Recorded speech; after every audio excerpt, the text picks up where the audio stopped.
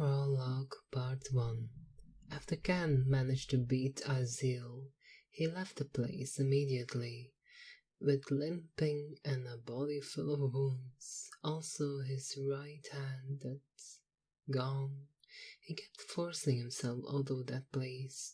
The thing that looked the most different from him was that Ken, previously full of experience, turned cold and emotionless. It was due to the effect of the curse that Azil had given Ken before he died. Azil's floating castle is a luxurious and a majestic castle located in the continued southwest. But now the castle is in ruins, on a small island, because of Ken's fight with Azil. When Ken came out of the wreckage, he quickly went to the edge of the island and looked for the lifeboat. There he found a lifeboat that was no longer in use. Ken boarded the lifeboat and rowed with the remaining one hand towards the glorious continent. 2 days has passed since Ken left the tiny island where Azil's castle is located right now. He could see the glorious continent already within his line of sight. Ken currently looked very thin, pale and weak. All the strength he had, he used to row. He did not even find a single fish along his trip in the ocean. When Ken finally reached the shore in the southern part of the glorious continent, he immediately got out of the lifeboat and went to help. Not long after he walked, he finally saw many human soldiers gathered in a camp. Not far away, Ken knew that troops will guard every corner of the continent during the fallen gods' subjection final war. When Ken approached them, the soldiers immediately became alerted. "Who are you? How dare you sneak in here?" The soldiers drew their swords at Ken. "I'm Ken Nijigasaki. I came here to meet your commander. Who is the commander in charge of this army?" Ken asked to meet their commander regardless of the attitude of the soldiers. The soldiers looked at each other, and then they whispered in the end. One of the soldiers immediately ran towards the camp. "You wait here. We'll report it to our commander first." The soldier remained alert to Ken and did not lower his swords. Ken didn't answer and just stood there waiting for the commander to come. After a few minutes passed, the soldier returned with a handsome young man with a short blonde hair and golden eyes. The man was quite tall and wore silver armor. Ken knew that the man. "Valko, so you're on the guard here." Ken greets Valko. He was the prince of the Adrian Empire. An empire was the leader of the 7 kingdoms, one on the continent, and one in the summoned Ken, and his friends from another world. "Ken, did you manage to defeat the fallen gods? King Azil?" Valko asked Ken with a smile, but Ken could see a glimpse of dark expression on his face. "I defeated him." Ken nodded slowly to answer Valko's question, but then he felt something strange from the people gazed who heard his answer, especially Valko. "That's great. You're indeed the hope of humankind in this world." Valko still praised him with a smile on his face. "Thanks," Ken answered briefly. "Then you should rest first. I'm sure you must be exhausted after defeating Azil. Let me take you to your tent to rest." Valko led Ken's way to his tent. Ken followed Valko from behind, and the soldiers followed behind him. "You go in and rest. I won't bother you any longer." Velko pointed to one of the Cecil stands, but when he saw it, Ken felt that something was wrong. Even though he didn't know what it was, he immediately shook his head and dispelled the dough.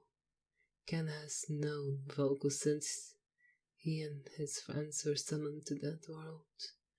Velko is second prince of the Indrian Empire, and the threats Ken and his friends like his best friends perhaps. Because their age difference wasn't that great, they quickly became friends. Even Ken's expression didn't change one bit when thinking about such nostalgic things. Then he entered the tent and wanted to get some rest. Just as he was about to sit on his bed, a large magic circle suddenly formed under his feet and covered the entire ground under his tent. Then a big explosion happened. Boom! The vibration and shockwaves from the explosion could be felt throughout the army. Encampment, smoke and dust covered the entire tent. It was summoned to be placed for Ken and the rest. When the smoke and dust cleared, Ken was kneeling on one leg. Luckily, Ken quickly escaped from his tent when he saw the magic circle under his feet. Otherwise, he could be dead by now. But still, Ken was affected by the explosion. Currently, there are many burns all over his body from the blast impacts. What does this all mean, Velko? Ken asked him coldly. You still don't understand. Velko emerged from the crowd of soldiers and magicians. He was wearing armor and fully armed. I don't understand what you mean. Ken began to have difficulty breathing due to the impact of the previous explosion. We thank you for defeating the fallen god, King Azil, but do you know why we had to defeat him? Other than that, they are causing trouble in every other corner of this continent. We don't need creatures whose strength is far above the humans in the world. Because in this world, creatures like that would only be the next threat. Valko explained his reason to Ken. So you mean I'll be the next threat? Ken narrowed his eyes at Valko. Yeah, you'll be the next threat because you can even defeat Azil. Besides, you are not a human on this world, so you're the same as those fallen gods. Valen nodded and didn't deny Ken's words. Does everyone in this war know what you have done? Ken still couldn't believe that everyone who fought with him had betrayed him. Of course. What I'm doing right now is an agreement between the Empire and the Seven Kingdoms. Volko confirmed Ken's question. I see. Ken nodded and closed his eyes. Everything he and his friends tried to protect ended up betraying them. In the end, Ken had already lost his friends from the same world like him, and now he lost his friends in that world for a different reason. Maybe if he didn't have Azil's curse, he would have been gone berserk to vent his anger and sadness. Then die, be a sacrifice for the peace of this world. Can everyone attack him together using your full strength? Velko ordered all the soldiers and magicians to attack. Dozens of arrows and fireballs rained down on Ken. On the other hand, Ken didn't do anything and just closed his eyes. When he saw the incoming attack. Prologue Part 2. Ken closed his eyes and tried to release his mana and aura when he saw the incoming attack, even though he was in a state of exhaustion. He forced himself to use his strength. Kenbo's shield. Ken tried to make a barrier in the shape of a tortoise shell. Surprisingly, the mana that came out of his body was not the usual 7 colors, but grey. The barrier he created also looked hazy and not solid. After seeing that, Ken decided to dodge the attack. Because Ken's parry wasn't perfect, the arrow and fireballs can be completely blocked. A fireball hit Ken's back, and an arrow pierced his thigh. But the attack wasn't over yet. A spear suddenly headed towards Ken at an incredible speed. The one who attacked Ken with the spear was Falco. Ken twisted his body in the air to dodge the spear's attack, but he was still stabbed in the stomach. He could only prevent the spear from hitting his vital organs. Ken groaned in pain. Give up, Ken. I know you don't have any strength left after you beat Azil. Falco tries to throw another spear. He was denied. With 7 angle patterns, aura seals, in other words, he was a spear king. Ken ignored what he said. He kept running towards the beach. When he had seen the shore and the gates, he accelerated his run. But suddenly the spear pierced his other thigh, and he fell on the beach sand. Ken grabbed with his fingernails towards the lifeboat he used to come to the place earlier. Stop doing pointless thing and accept your death. Falco shouted while pointing his spear at Ken and signaling one of the mages to shoot a fireball. Ken rolled with his remaining strength to dodge the fireball. Unfortunately, he was still affected by the attack, which left him blown away and ended up rolling on the sand.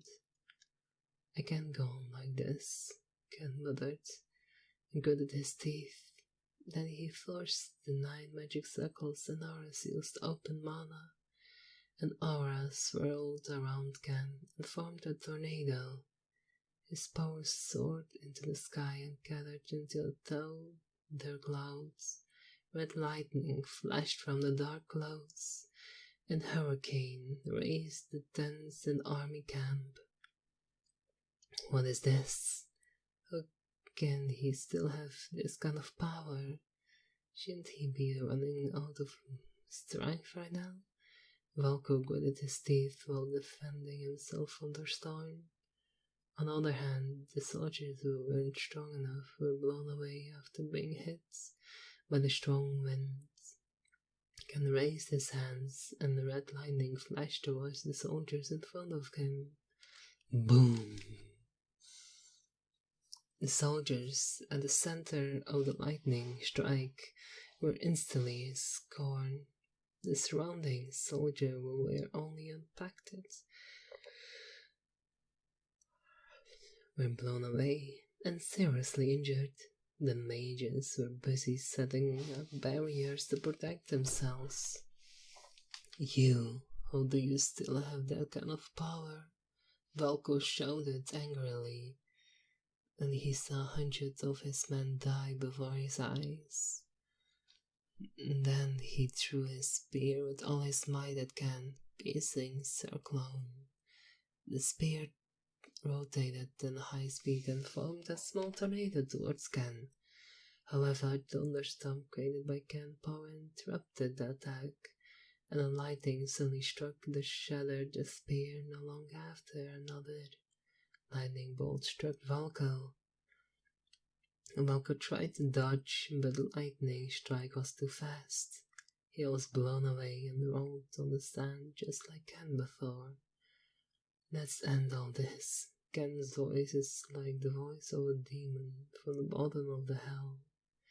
Ken raised his hands, and the right lightning gathered to make a circle in the clouds. Thunder pillar. A bolt of lightning with the gaze of hundreds of meters flashed from the thunder clouds right where Falco and his subordinates were. Boom!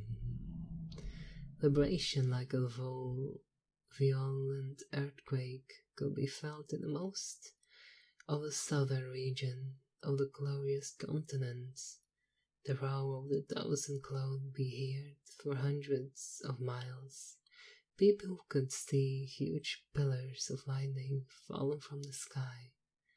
After pillar disappeared, the place where the lightning struck became a huge bottomless abyss with a diameter of hundreds of meters. Falco and all of his subordinates perished without a trace. On the other hand, Ken didn't escape the impact of his attack. He was blown away very far and fell in the ocean. When Ken woke up, he felt pain all over his body. He tried to get up, but he felt excruciating pain made him faint again. Ken doesn't know how long he was unconscious. The sky had darkened, and the stars had also appeared. The blue moon shone where Ken was laying down. Ken finally woke up from his unconscious state. This time the pain was not as bad as before. He got up from where he was laying down and looked around, only to see the sea in front of him and the forest behind him. I have to find out where I am right now. Ken muttered it to himself. Then he pulled out a spear and arrow stuck in his thigh. When he pulled it out, blood rushed out of the wound. Ken quickly cast healing magic to stop the bleeding. After the bleeding stopped, Ken tried to stand up and walk towards the forest, even though he was walking with a limp. He had to find out where he was right now. After walking around for about 2 hours, Ken raised it on a big tree and ensured he was on a smile-inhabited island right now.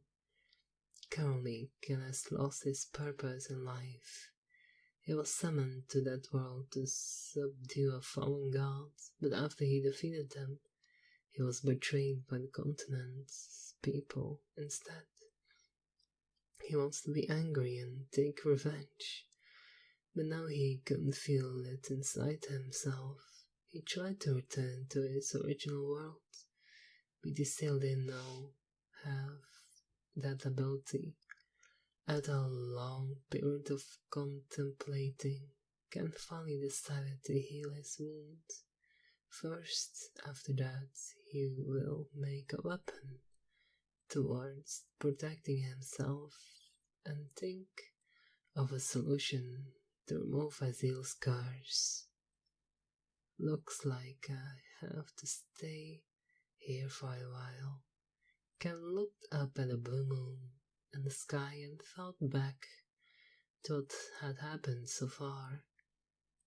1 year has passed since Ken lived on the uninhabited island. His missing right arm had grown back using the combined manufacturing and imitation abilities, but he still couldn't fully control his newfound power. Ken held the great light core in his hands at this time. It was the divine dress that had created over the past few months. That wasn't all he had made while on this island.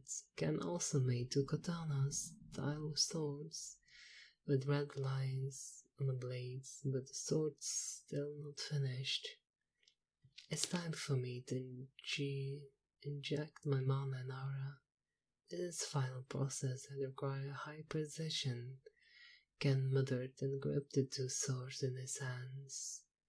One from the fangs of the ancient white dragon, and the other from the ancient black dragon. I don't know what power they will awake in the future. Ken began to pour his mana and aura into the swords. The fangs of the 2 dragons is what Ken and his fans get during the ancient of the fallen gods at the time. Imagine 2 fallen gods rode 2 large black and white dragons. Ken and his friends fight fiercely with the two fallen gods, ending in Ken's victory when none of Ken's friends falls. When the white sword is injected with mana and aura, the surrounding space is distorted and everything around the white sword is sucked into the void.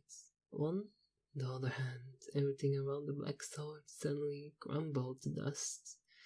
When injected with mana and aura, the more Ken injected mana and aura, the more damages to the surroundings one process reaches 100%.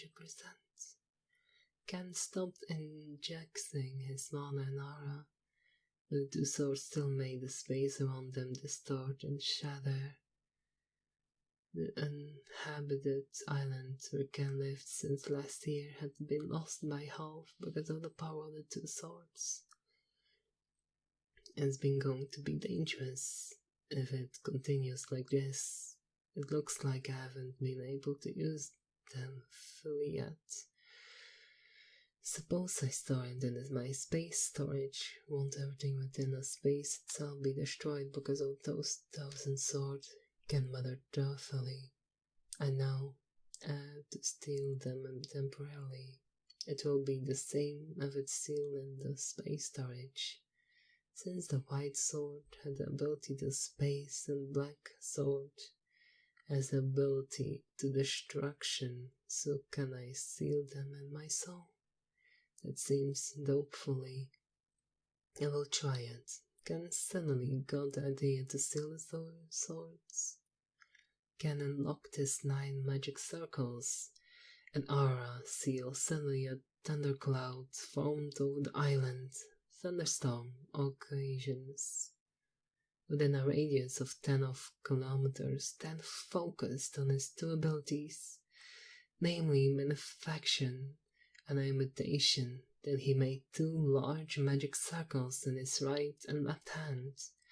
Before I seal you 2, I will give a name to both of you. For the black sword, I will give the Zeta, and the white one is Alpha. We will meet again in the future. Ken inserted the 2 swords into the center of the magic circle, and suddenly from around the magic circle a chain came out and wrapped around the 2 swords and pulled them inside. The 2 swords were perfectly sealed in Ken's soul. Okay, after everything is done, the last thing I will do is reincarnate it with the magic I created during my stay here. Hopefully with this magic I can remove and seal scars. Ken raised his hand and a giant magic circle formed under his feet. Lightning raged from within the thunderstorm. Thunderstorm of lightning struck the magic circle under Ken's feet. The lightning from the magic circle was getting brighter and brighter. Goodbye. Thousands of red lightning bolts struck Ken at once and disappeared from the world. Long after that, the place became quiet again, but after Ken reincarnated his reincarnation magic and disappeared, he didn't know that a giant eye suddenly appeared right above the island and disappeared shortly after.